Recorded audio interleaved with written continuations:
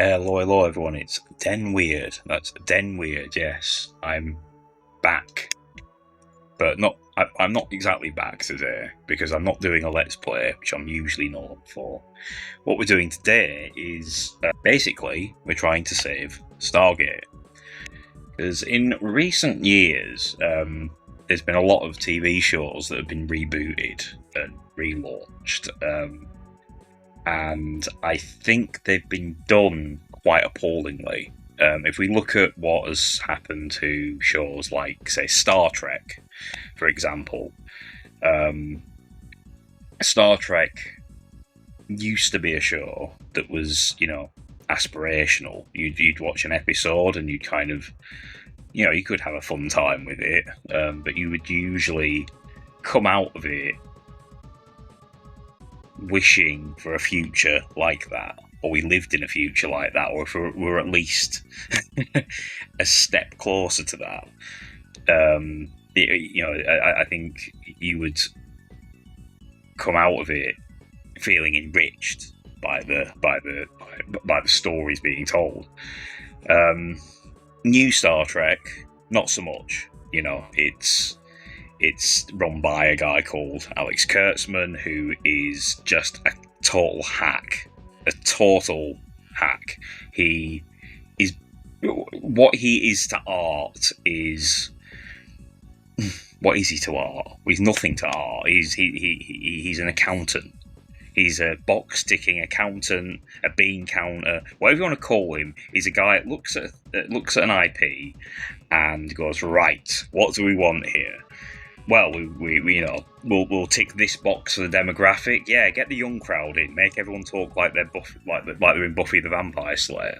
Let's have lots of wisecracks and quips and explosions and emotional scenes and repetition of exposition where you just keep explaining the plot over and over and over again. You have Muppets. You have magic Vulcan portions. It's just hackneyed shit, okay? And in recent years, I think we've had a lot of shows that, I think Star Trek's the poster boy of how to fuck up a franchise and destroy any goodwill it had.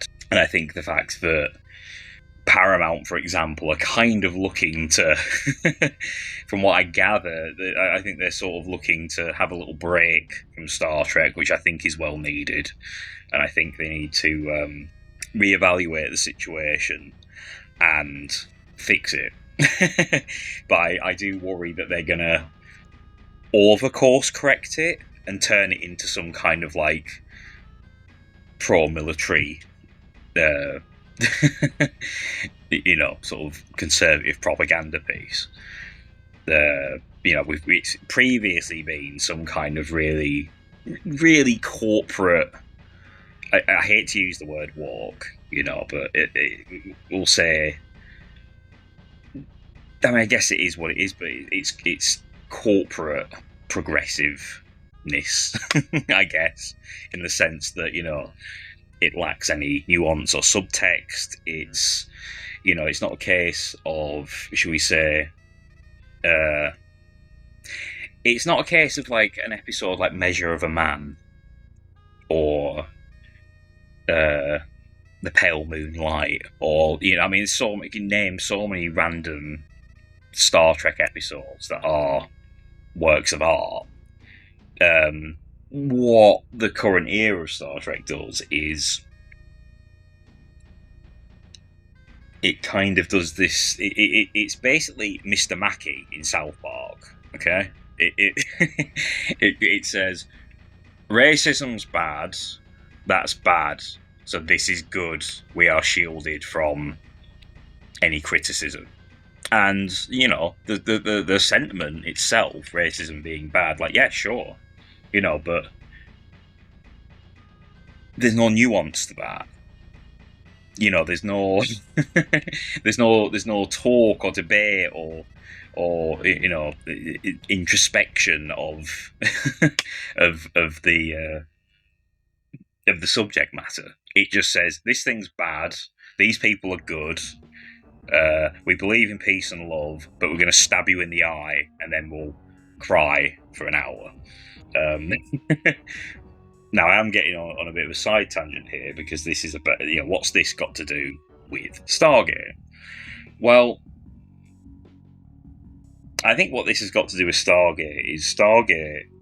I watched Stargate sporadically over the years, but just recently I've been watching it kind of from beginning to end. I'm kind of approaching the end of series 10. And I think for the most part, I think SG1 is the one that's a bit more it's the show that had to find its legs. I think the first season's a bit wonky, but I think after that, like series 2, every episode's a banger. And from that point on, it's very consistently very good. I think Atlantis is the one that knocks it out of the park. It's like great from the first episode to the last.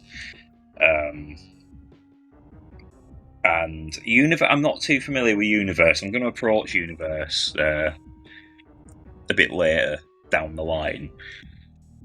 But upon watching the Stargate shows, I've been, during this, it was announced that they're going to do a new Stargate revival from the original producers and some of the original writers and all this. And honestly, out of all the revivals I've heard of in recent years, this has been the one where I was actually hopeful. I was thinking, wow, yeah, okay, it's gone to Amazon. They've got, it's got a new, it's new rights holders, I guess.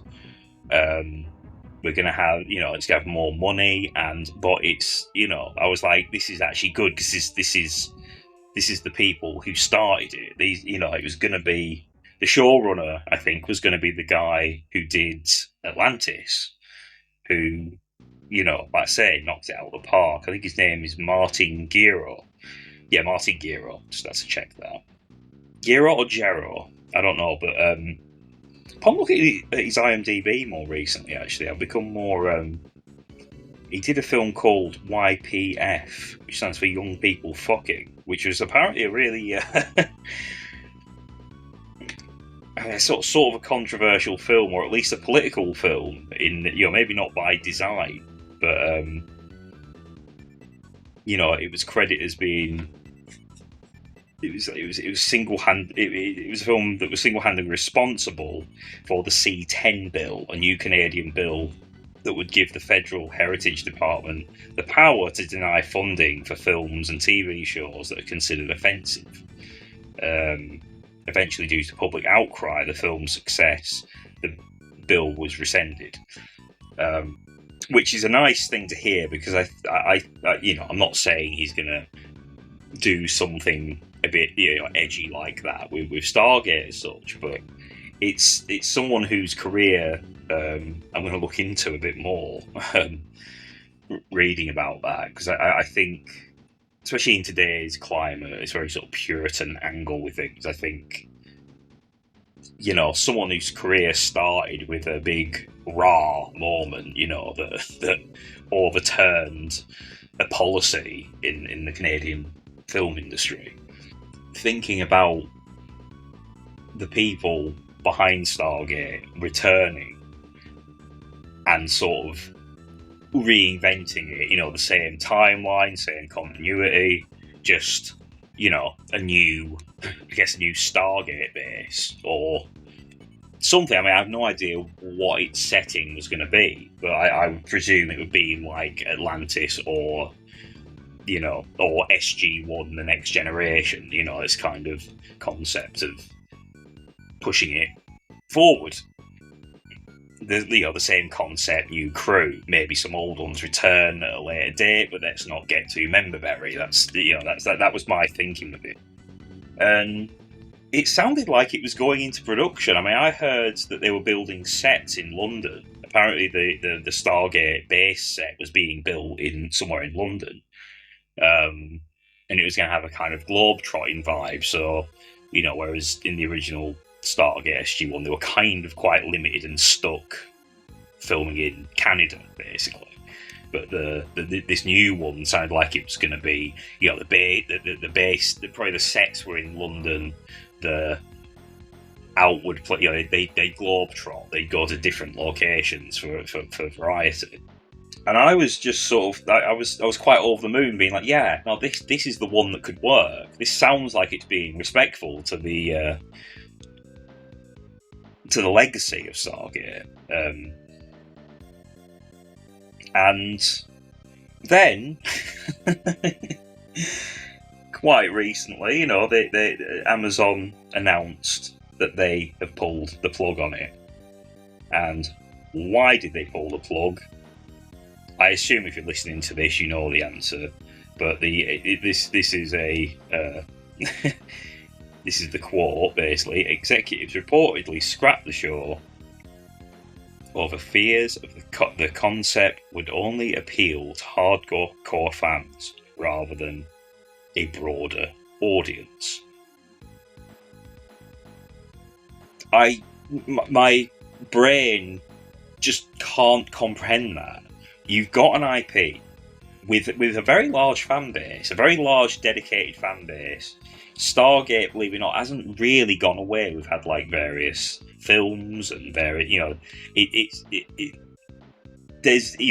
kind of kept spinning. And I think people, you know, on I guess syndication or streaming or the DVD. I mean, there was a Blu-ray, very, you know, pretty nice Blu-ray box set that had everything Stargate. I think it was only missing the cartoon, but no one likes to talk about that. Apparently, I've never seen it, but you know, I might give it a shot. But I think just the audacity of Amazon to disrespect an IP to that degree, and not even be subtle about it, not even just to outright say, yeah, this sounds like the core fan base might like it.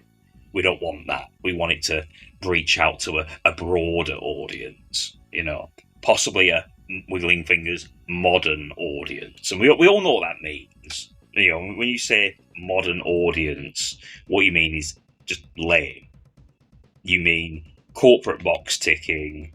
You know, let's tick all the boxes and not really tell a story. We'll just, you know, we won't have subtext. We'll have text. You know, it's the Alex Kurtzman playbook. And in fact, I genuinely wouldn't be surprised with Alex Kurtzman's contract coming to an end in, well, at the time of recording this, it's 2026, but I think it's sometime in August. His contract with Paramount will cease. And I presume they're not going to renew it, because why would you renew that contract? You know, you can't sort of type in anything Star Trek now without seeing just pages and pages of hate directed at it. There are a few, I mean, there are probably some people who generally like it. I mean, I think these are people who are, I don't want to say stupid, but I think they, you know, I think the majority of them might be very well-meaning, thinking that, I don't know, they sort of have it in their head that consuming progressive media is kind of propagating the message. I'd argue it's not. I'd argue it's making anything progressive seem crap. It just seem lame, impractical, cringe. You know, you name it. And I wouldn't be surprised if if after his contract ends, decides to hire him to run Stargate. I mean, I don't know why anyone with who isn't brain damaged wouldn't see that whatever he touches turns to crap. I know technically he's had a few things that are hits. I know the Transformers films did very well, but they're not good films. They're just not. They are I won't go into a rant about Transformers, but they somehow managed to make a film based off a cartoon, based off a toy. You made the IP of what anything that came before seem far more intelligent and higher class and and nuanced in comparison to that noisy bombardment of shit that we see on the screen, And I mean, something like that, for example. I mean, someone like Alex Kurtzman, because I think he's kind of the poster boy of what is wrong with contemporary media at the moment. I apologise for the creaky chair. It's a creaky chair. I'm going to get a new one too. Don't let that derail the conversation. But anyway, but he is the poster boy of what's wrong with media now. Whenever I think of something cringe, or when I think of something badly written, or when I think of something like where they introduce a character for nostalgia's sake, then kill them, then instantly bring them back 10 minutes later. I mean, that Kurtzman does that. He did it with Transformers. They killed off Optimus Prime because in the cartoon, the animated film in the 80s, they killed Optimus Prime, and he in that film they had the balls to not bring him back, at least not yet. Kurtzman didn't have the balls to kill him off. He just killed him off, being like, "Oh yeah, remember when he died in that film? We were doing that, but don't worry, he's back 10 minutes later." So what was the point in killing him in the first place? He did the same in Star Trek Into Darkness. I think they did the thing where they introduced Khan, but in that timeline, Khan didn't mean anything. It was just an excuse to go Khan. That, and then sort of do the, someone dies routine, but then they bring them back 5 minutes later. Just there's no stakes, there's no skill, there's no purpose to anything he's done. And I know I'm focusing on Kurtzman a lot, but I think he's he's the poster boy of what's just wrong with media now. And if you look at anything, it feels very, very corporate. Look at Doctor Who, for example. I mean, I've heard Doctor Who's on its way out. Has Doctor Who been watchable in the last 10 years? I don't think so. I think the last time it was watchable was sort of when David Tennant was in it, and I think Matt Smith and beyond, it's been borderline unwatchable. I mean, that's not on Matt Smith himself. I mean, most of the actors in these things are good. I think Peter Capaldi could have been amazing as a Doctor. You could have had a really cantankerous, grumpy Doctor. Sort of channel that early John Pertwee energy, where he's kind of quite snooty and above it all, and sarcastic and snarky with his companions. But they got Peter Capaldi and they made him the jolly Scotsman, the jolly mad Scotsman, which is what they also did with Chris Eccleston. It's like, I mean, Chris Eccleston, for Christ's sake, he's a northerner like myself, and we don't smile often. And Chris Eccleston certainly doesn't smile often. And when you watch him as Doctor Who, it's painful to watch him trying to smile. Like it's genuinely painful. I'm sure he had to go in to have a little rest from smiling again for another 20 years because of it. But anyway, Stargate could have been a faithful continuation that wouldn't have been exactly the same, because TV, the way TV is filmed and made now, it's different. I think you would have had, it would have had a modern aesthetic. The sets would have looked different. It probably wouldn't have had the same format, the kind of, the long seasons, the sort of long seasons and random storylines or monster of the week type episodes. I think they might have done the kind of shorter seasons, higher stakes drama, which, I mean, I'd like them to go back to the original format personally, but if you're going to kind of go back, you can go back to the sort of monster of the week format, I wouldn't be against it. That's not to say you still can't have arcs with that, but you can sort of divert quite a bit. I mean, the DS9, arguably, people in the UK used to call it Coronation Street in space, because it was kind of, it had very strong through arcs. It did tend to just go off on side tangents for hours on end, for episodes on end, and maybe just a brief reminder of a looming threat or something going on in the background that becomes something, up front and centre later on. Why am I making this video? What am I talking about? I'm basically just talking about what is wrong with media at the moment, and I feel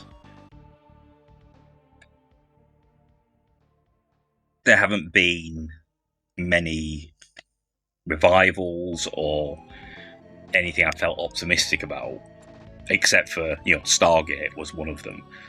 I just feel they've flushed away any goodwill down the toilet with their statements about, appealing to a wider audience. I think it's wrong-headed. I don't think you can just go bang out the gate, here's a massive audience. I think you can grow that gradually. Where Stargate has an advantage is it has a very large, strong fan base to begin with. And I think, I'm not saying completely appeal to them by doing the member berries thing and all that, that's not what I'm saying at all. I'm just saying keep it in continuity, keep it in the same tone. Or at least, the Stargate tone adjacent, as long as it feels like it's part of that universe. The same universe, but it's 20 odd years later, or whenever it were the last time we saw anything Stargate. I think what would have been a better strategy for them was to build upon the audience they already have, because there's a lot of goodwill there. There's a lot of, a lot of these fans will just, anything new they'll take, they'll jump on, and they will reject it if it isn't up to the pre-established standard. They're going to reject it hard, and they will not shut up about it. I can't shut up about Star Trek most of the time. I'm fine talking about Star Trek, but the minute people start the minute I think of what Alex Kurtzman has done to that franchise, I kind of get a bit angry. I kind of have a, I kind of get a bit of acid reflux when I think of what Star Trek is now. And Star Trek, that's where it's at. It's in the gutter now. It needs to just go away for a decade and regroup. Stargate has gone away, and it has regrouped, and we brought the talent back, and the powers that be have said, no, you're not having it. We want this to appeal to a modern audience, which, as we know, it just means formulaic, box ticking, shallow storytelling, usually going to feature a bunch of teens that sort of talk in that, that sort of, I guess it's that sort of Joss Whedon adjacent dialogue, and that's not, I'm not having a knock at Joss Whedon here, but it does feel like It feels like Joss Whedon could write that sort of dialogue and make it work, but not anyone, but most people who attempt to emulate his style fail miserably. Look at Strange New Worlds. Look at Starfleet Academy. They talk like high schoolers all the time. Starfleet Academy kind of at least makes sense, but Strange New Worlds, no one. I would not trust those people to command. Well, I wouldn't let them direct traffic, basically. So let alone run a starship with weapons. But then again, look at the people in charge of countries these days. Maybe it's art imitating life, but that'd be giving it too much credit. So yeah, I mean, I don't know. Look, I'm usually known for doing Let's Plays. This is, this is an attempt to, I don't know, raise awareness. I don't know, I don't know what my ramblings are going to achieve. I don't know if anyone's listening past the 5-minute mark. I don't know if what I'm saying is going to come off coherent to people. But I feel that the Save Stargate movement has a lot of goodwill behind it. If you don't know what that is, that's a petition to Save Stargate. I think it's on 90-something thousand signatures so far. I'll put a link in at the bottom for more people to sign up. All 2 people watching me today can sign it. Two more the merrier. 2 more. every little helps. But yeah, I thought I'd just have my little rant, and maybe if in some small way a few more signatures can get added to that, maybe we could get a revival of a show that's respectful to the source material, because I know that's what I would like to see. I'm pretty sure 90,000 signatures so far.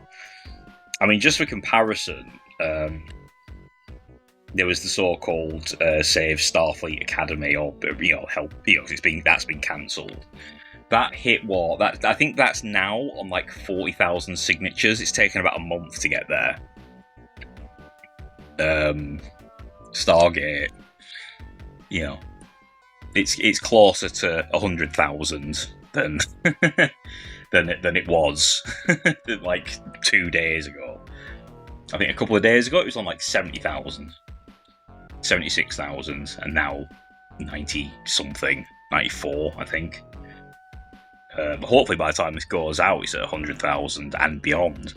Because I think the showrunners that have had their pitch knocked down are obviously going to respect it. They were the people who worked on it back in the day.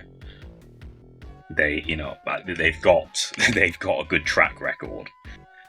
Yeah, I mean, if you're going to bring other people in to appeal to a wider audience, I mean, okay, if you're not going to get them, can you get someone like Vince Gilligan? Or, what's his name? J. Michael Straczynski? Or, I don't know,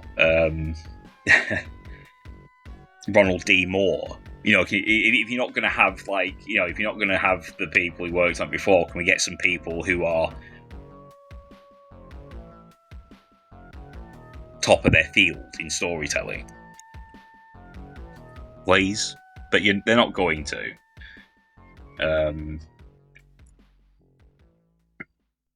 What I do fear is if they do decide to backpedal on their decision, but then demand loads of changes, to kind of mute it down from what it is.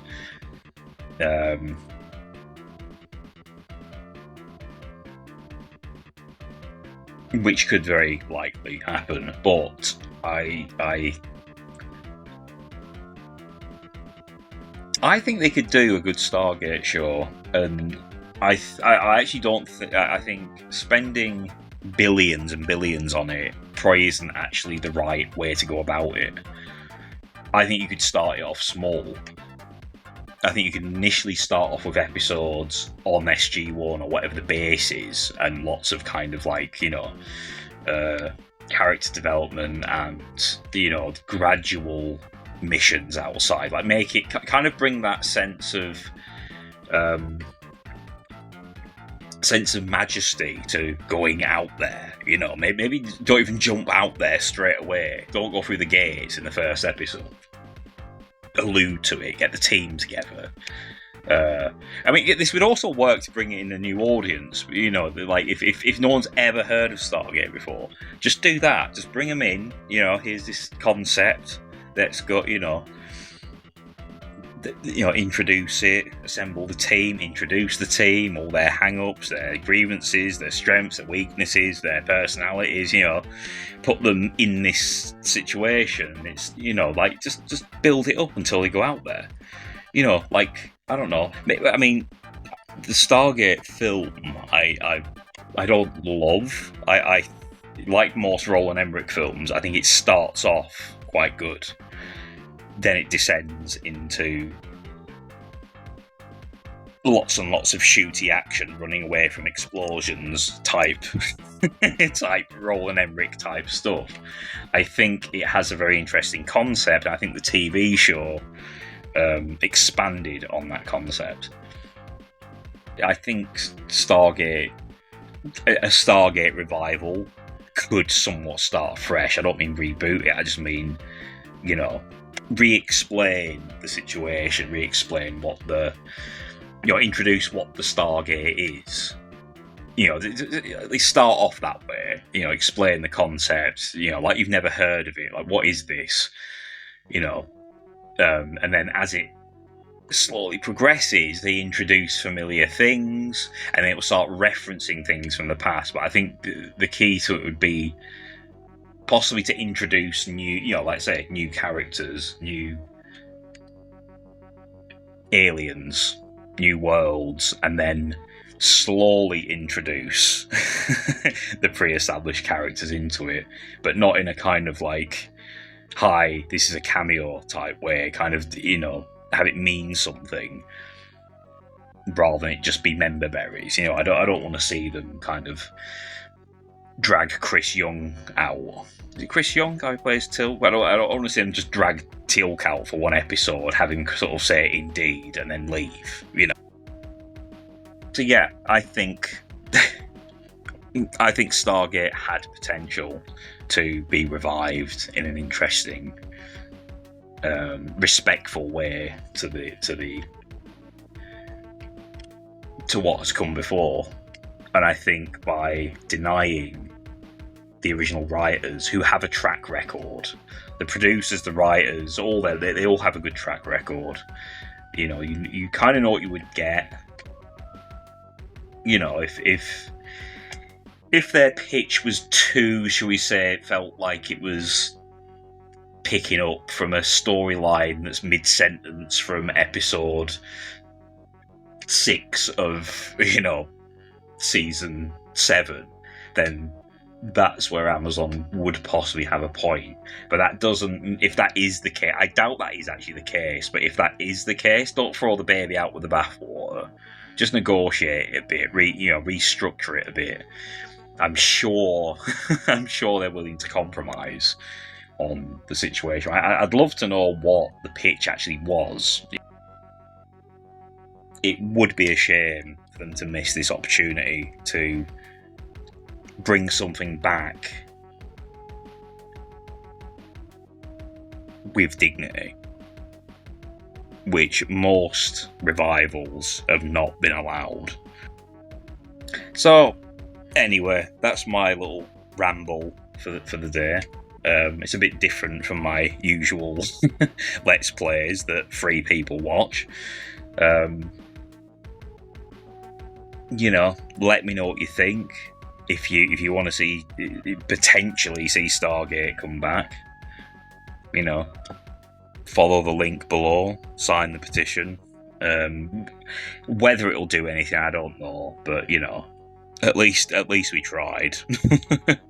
At least, you know, at least we tried. Okay, until next time, guys. I'll see you in a bit.